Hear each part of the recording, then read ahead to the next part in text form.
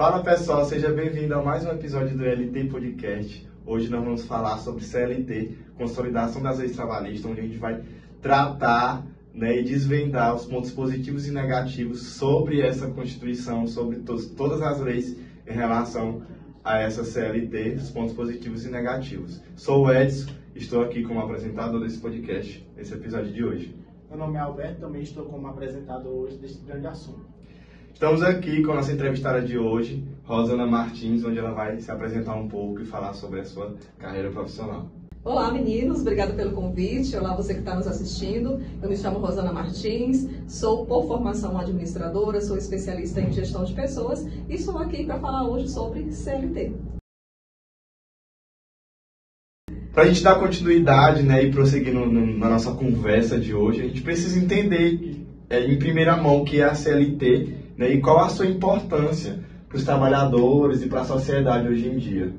Então, para a gente entender a CLT e por que ela foi criada, qual a importância dela, a gente precisa, então, analisar o contexto histórico da época, em que ela foi criada. Então, a gente vem ali de um período pós-revolução industrial, com essa intensificação do trabalho, com a intensificação das produções dentro dos ambientes fabris ali, Então, surge essa necessidade realmente de fazer uma análise desse contexto, e entender que os direitos do trabalhador não vinham sendo assegurados, eles estavam sendo submetidos a jornadas muito extensas de trabalho, sem o seu devido descanso, Então, todas essas jornadas e todo esse contexto vai gerando ali aquele caos. Os trabalhadores, eles começam, então, a fazer greves, a fazer paralisações, e o caos vai, de fato, se instalando ali, E aí, Getúlio Vargas, então, a gente precisa pensar aqui numa solução para esse problema, para resolver esse caos todo que está acontecendo, Então, ele junta ali os juristas, os técnicos lá do Ministério do Trabalho, e eles fazem, então, a instauração do que a gente conhece hoje como a consolidação das leis do trabalho, lá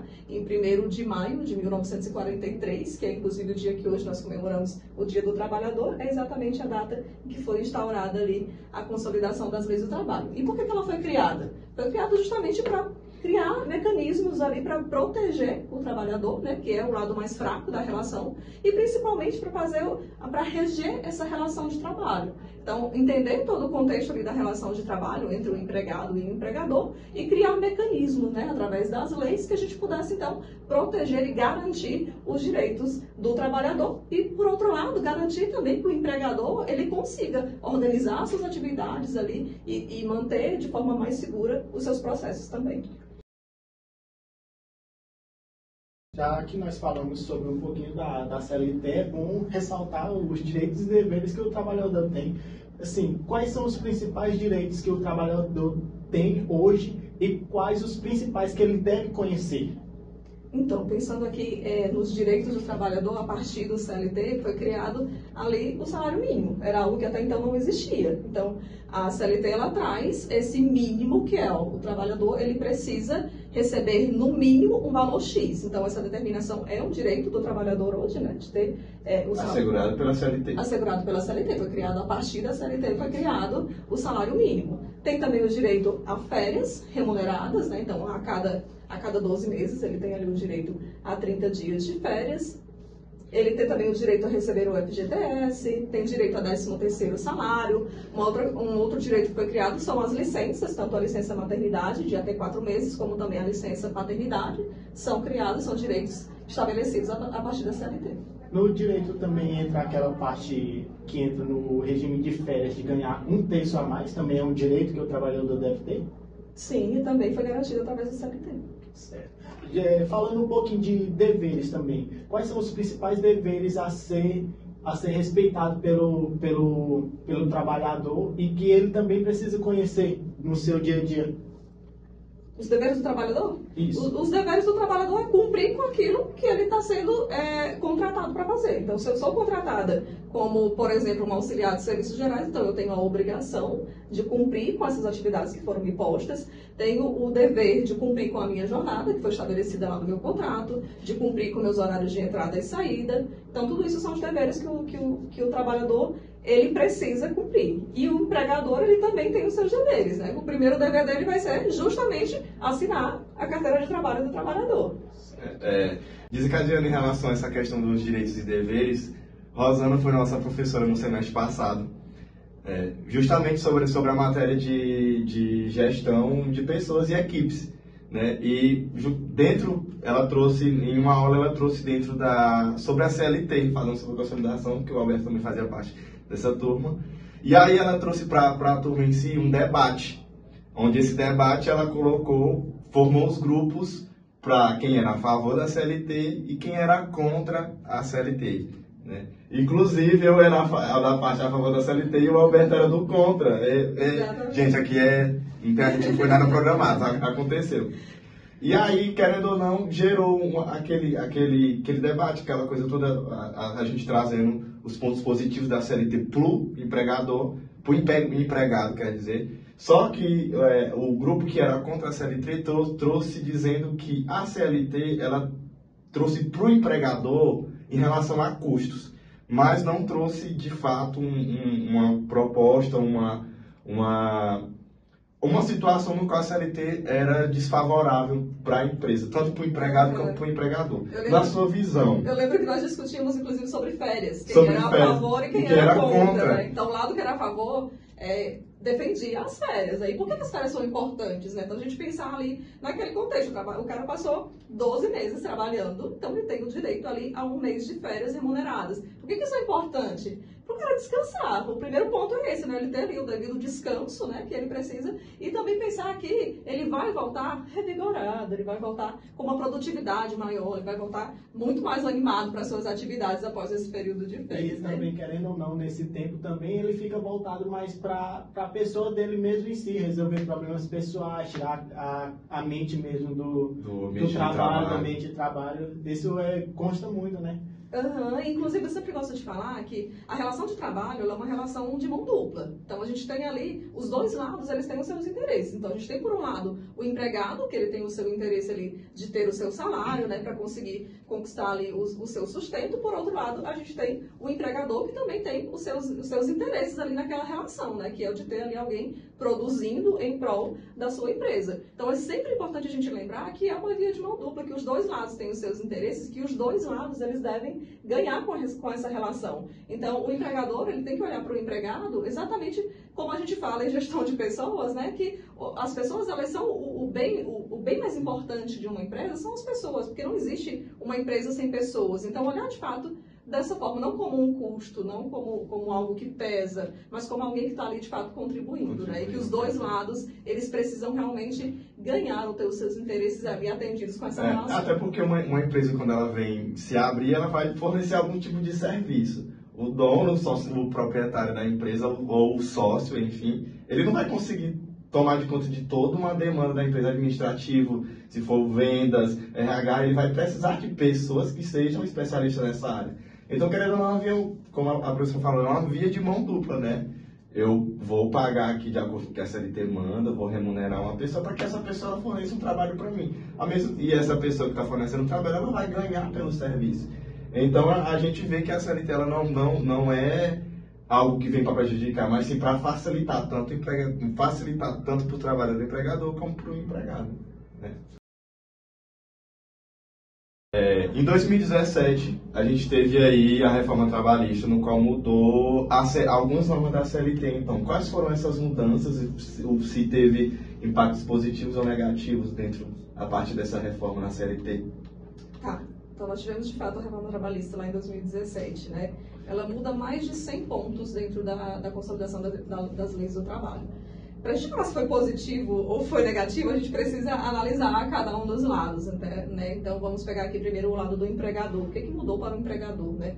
A reforma trabalhista, ela traz uma flexibilidade maior. Ela traz uma previsão de contratos que até então não eram previstos pela CLT. Então, a gente vê ali, ela traz agora uma possibilidade de contratos intermitentes, né? Que é aquele tipo de contrato que o trabalhador ele não é solicitado todos os dias, é como se fosse um bico, né? Que periodicamente ou em algum momento ele vai ser solicitado para fazer algum tipo de trabalho. Então, a reforma trabalhista, ela traz a previsão desse tipo de contrato, também a questão do home office, ela traz essa regulamentação, né? Ela traz essa flexibilização, ela tenta trazer de maneira mais próxima a relação de trabalho entre empregado e empregador, porque até então existia uma necessidade maior da intervenção, né, por parte dos sindicatos, em negociações e agora ela traz maiores possibilidades dessas negociações diretamente entre empregado e empregador.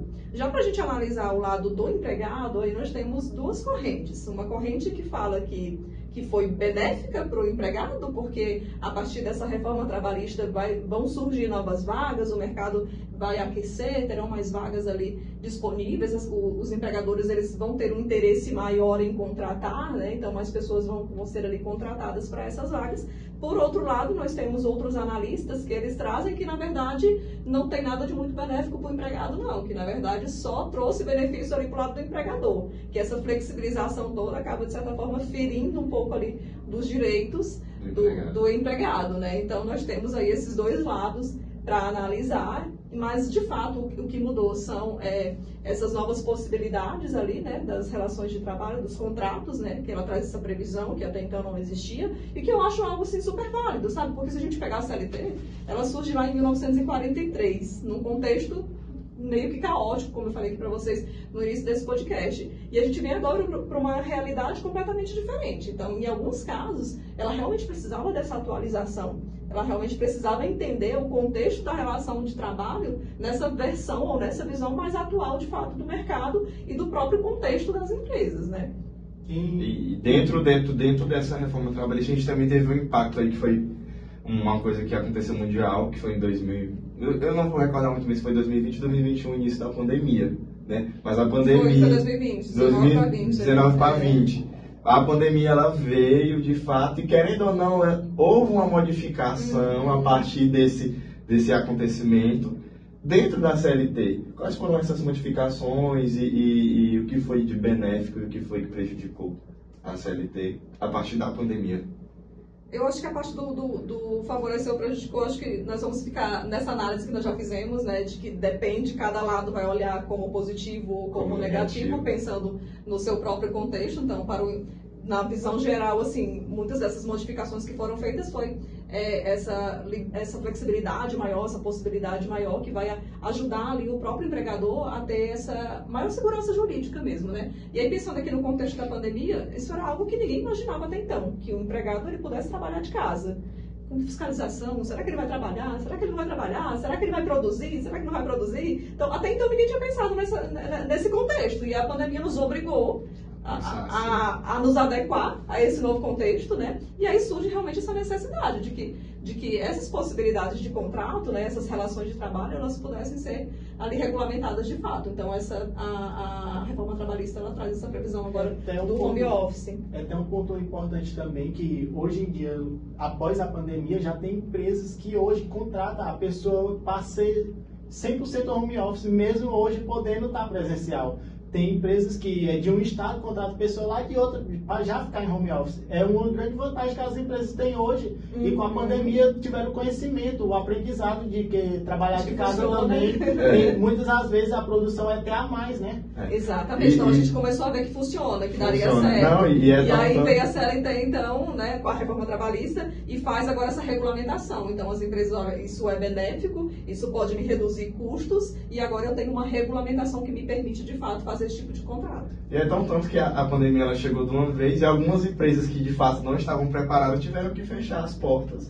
E querendo ou não, o empregador e os empregados perdem, né? Porque a empresa fechou as portas, o empregador faliu e teve que demitir todos os seus funcionários. Só que traz um ponto positivo, porque muitas pessoas começaram a ser empreendedor a partir desse momento da CLT, né? Que entra a questão do home office, ajudou muito, muita gente começou a trabalhar lá nas plataformas digitais, começou a trabalhar, enfim. Então teve o ponto negativo para o empregador que perdeu a sua empresa, mas trouxe um ponto positivo para as pessoas que de fato utilizaram da pandemia para se reformular, para mudar a sua forma de vida e de trabalho, né? Então é isso. Já que nós falamos aqui um pouquinho da reforma trabalhista, com essa reforma trabalhista, você como tendo a maior parte de conhecimento desse debate aqui, quais foram as principais dúvidas e mitos assim, que surgiram durante essa reforma e que trouxe também da pandemia? A partir também da criação da CLT, né? Porque tem muita gente que tem a questão, não tem um conhecimento, tem muitos empregadores aí que não têm um total conhecimento sobre o que é a CLT. E como da mesma forma como tem muitos empregados que não têm um total conhecimento. E existe aquelas pessoas, boca a boca, a CLT faz isso, faz isso, aquilo, outro, e acaba criando vários mitos, várias coisas que dificultam, de fato, o trabalho e o entendimento sobre essa consolidação. Eu vou trazer 2 mitos que eu acho assim, que são bastante frequentes, que eu vejo bastante. O primeiro é de que a CLT ela impede negociações entre empregado e empregador. Na verdade, ela não impede essas negociações. O que ela faz é criar ali um direito mínimo, né? O mínimo que precisa ser assegurado ao trabalhador dentro dessas negociações. Então, não é que ela impede que sejam feitas negociações, mas ela estabelece ali os parâmetros que devem ser seguidos dentro dessas negociações diretas entre empregado e empregador. Um outro mito que eu vejo bastante é de que não trabalhar, não ter a carteira assinada no regime CLT não vai causar nenhum tipo de prejuízo legal. Na verdade, não é bem assim. Não adianta o empregador achar que vai ter um empregado ali de maneira irregular dentro da sua empresa, né, que ele não vai assinar a carteira e ele não vai ter nenhum tipo de prejuízo nesse sentido, porque na verdade ele vai. Porque existe aquela questão do contrato boca a boca, né? O que vale é aquilo que eu tratei com você boca a boca. Por mais que não tenha um papel assinado, uma coisa realmente registrada, mas boca a boca vale mais. Que querendo ou não, se o empregador for em algum advogado, ele pode processar o empregador, né? É que assim, na verdade, não ter um contrato não tira os direitos do trabalhador. Então não importa se você me contratou tendo ou não um contrato de trabalho, tendo ou não minha carteira assinada. Os meus direitos enquanto empregado estarão de fato assegurados. Então no dia que essa relação acabar e eu for lá procurar a justiça, eu vou ter todos os meus direitos assegurados. Então o empregador mesmo trabalhando sem a carteira assinada e porventura ele sai da empresa, ele pode processar aquela empresa dizendo que não foi assinada a carteira dele, mesmo ele querendo? Ele vai procurar, então, vai comprovar aquele vínculo, vai comprovar suas atividades e ele vai sim ter todos os seus direitos assegurados. Então, o fato de lá no início da relação de trabalho não ter havido esse contrato, não muda, não tira os meus direitos enquanto empregado. E por vir para nós fecharmos mais esse episódio aqui, qual conselho você daria para empregados e empregadores sobre o regime da CLT, os seus direitos e deveres dentro do regime? Então, o principal recado que eu deixo para o empregado é que ele realmente busque conhecer os seus direitos. Busque entender a relação de trabalho, busque entender as leis da CLT, busque entender quais são de fato os seus direitos e realmente busque por eles, né? E já para o empregador, o meu principal recado é que use a CLT. E use a CLT como uma ferramenta até de engajamento mesmo, sabe? A partir do momento que eu tenho meu colaborador e que eu mantenho os seus direitos assegurados e que eu realmente cumpro com a minha parte dentro dessa relação, eu vou ter colaboradores mais produtivos, né? Aquela questão que a gente estava falando lá das férias, o cara sai de férias, isso não é um prejuízo para a empresa, ele vai voltar renovado, ele vai voltar produzindo mais, então, de fato, utilizar isso como uma ferramenta mesmo. E a gente trazendo em ponto também para os empregadores, né, que na maioria das vezes os empregadores contatam aquelas pessoas que não têm tanto conhecimento, não têm uma grade estudantil sobre leitura, principalmente em relação a essas leis. Acho que seria importante os empregadores, no momento em que for contratar o seu empregado, mostrar pelo menos uma coisa básica sobre o que é a CLT, qual é o regime que ele está entrando, quais são os seus direitos dentro desse regime, né? E qual é o direito do empregador em relação a ele a partir desse regime. Acho que seria uma dica importante para os empregadores a partir desse contrato, desse vínculo, primeiro com o empregador, com o empregado, de fato, mostrar um pouco as normas, né, desse regime que ele está adentrando. É isso, galera. Hoje estamos finalizando mais um episódio do LT Podcast. E só agradecer aqui a nossa entrevistada, Rosana, e também professora. E é isso. Obrigado.